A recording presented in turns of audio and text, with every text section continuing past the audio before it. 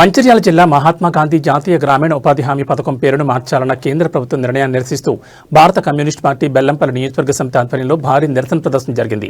పట్నాల్లోని మహాత్మా గాంధీ విగ్రహానికి పూలమాలలు వేసి నివాళులర్పించిన అనంతరం నాయకులు మరియు కార్యకర్తలు గాంధీ కూడలి వద్ద రాస్తారోకో నిర్వహించారు. కేంద్రంలోని బీజేపీ ప్రభుత్వం ఉపాధి హామీ పథకం నుండి మహాత్మా గాంధీ పేరును తొలగించి దానిని Viksit guarantee for Rozgar and Ajeevika mission గా మార్చడాన్ని వారు తీవ్రంగా వ్యతిరేకించారు. ఈ సందర్భంగా సిపిఐ నియోజకవర్గ కార్యదర్శి దాగా మల్లేష్, పట్టణ కార్యదర్శి ఆడేపు రాజమౌళి మాట్లాడుతూ 2005లో నాటి కాంగ్రెస్ ప్రభుత్వం కమ్యూనిస్టుల ఒత్తిడి మేరకు పేద ప్రజల ఆకలి చావులను నివారించేందుకు ఈ చారిత్రాత్మక పథకాన్ని తీసుకొచ్చిందని గుర్తు చేశారు.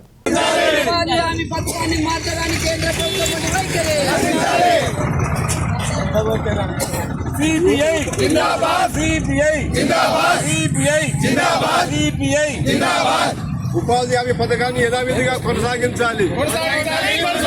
ఉపాధి హామీ చట్టాన్ని యథావిధిగా కొనసాగించాలి. వర్ధిల్లాలి భారత కమ్యూనిస్ట్ పార్టీ. వర్ధిల్లాలి భారత కమ్యూనిస్ట్ పార్టీ. ఖండిస్తున్నాం కేంద్ర ప్రభుత్వం ఖండిస్తున్నాం. కేంద్ర ప్రభుత్వం వంటి వైఖరి. కేంద్ర ప్రభుత్వం వంటి వైఖరి. కేంద్ర ప్రభుత్వం వంటి వైఖరి. కేంద్ర ప్రభుత్వం వంటి వైఖరి. కేంద్ర ప్రభుత్వం వంటి వైఖరి. నశించాలి నశించాలి. కేంద్ర ప్రభుత్వం వంటి వైఖరి నశించాలి నశించాలి.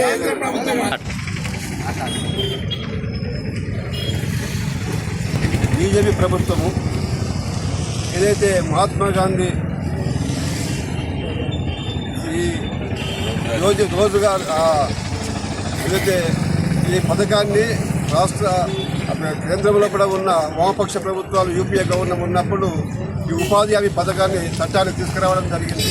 ఇది కమ్యూనిస్టులు తీసుకొచ్చిన ఈ చట్టం అనేది ఈ బీజేపీ ప్రభుత్వము దాన్ని దృష్టిలో పెట్టుకొని ఈరోజు ఉన్న ఈ మహాత్మా గాంధీ ఈ రోజ్గారీ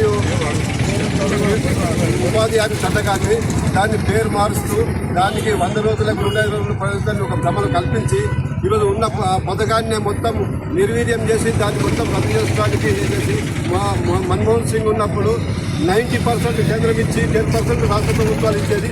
ఈరోజు ఏంటి అంటే ఈ కేంద్ర ప్రభుత్వము 60%, రాష్ట్ర ప్రభుత్వాలు 40% ఉండి రాష్ట్రాల మీద అదనంగా భారం మోసి ఈ రాష్ట్రాలు నిర్వహించలేని పరిస్థితికి తీసుకొచ్చి ఈ ప్రభుత్వాన్ని మొత్తానికి లేకుండా చేయాలి.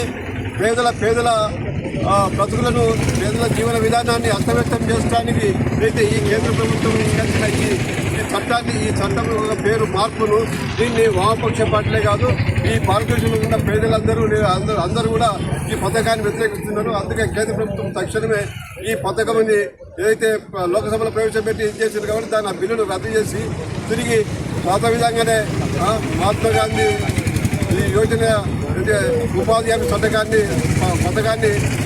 అంటే కొనసాగించాలని వామపక్ష పార్టీగా భారత ప్రభుత్వంగా డిమాండ్ చేస్తున్నాం.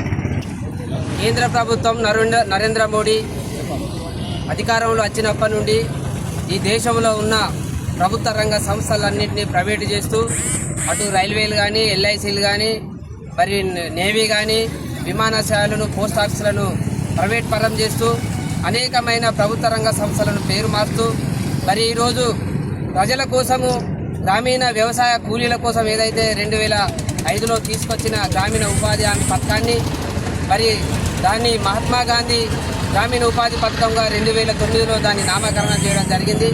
బీజేపీ అన్ని సంస్థలను మరి పేరు మారుతూ ఈరోజు కూడా ఉపాధి హామీ పథకాన్ని కూడా మహాత్మా గాంధీ పేరు తీసేసి వాళ్ళు మరి పేరు మార్చడాన్ని వికాసిత భారత గ్యారంటీ అని పెట్టుకుంటూ అభిజిత్ వికాస్ గ్రామీణ మిషన్గా పేరు మారుతూ మరి మహాత్మా గాంధీ దేశానికి చేసిన సేవలను గుర్తుంచుకొని ఆ రోజు పెట్టిన పేరును మారుతూ అదేవిధంగా మరి మేము 100 రోజుల పని 125 రోజులు చెప్తూ రాష్ట్రాలు 40% కట్టాలి, కేంద్రం 60% కట్టాలనేది రాష్ట్రాల మీద పెత్తనం చేస్తూ ఈ యొక్క గ్రామీణ ఉపాధి వ్యవసాయ కూలీలకు పని దొరకకుండా దీన్ని ఏదైతే కేంద్ర ప్రభుత్వం నీరు గార్చుందో ఆ విధానాన్ని మార్చుకోవాలని భారత కమ్యూనిస్టు పార్టీ ఈరోజు రాష్ట్ర వ్యాప్తంగా కూడా పిలిపివ్వడం జరిగింది.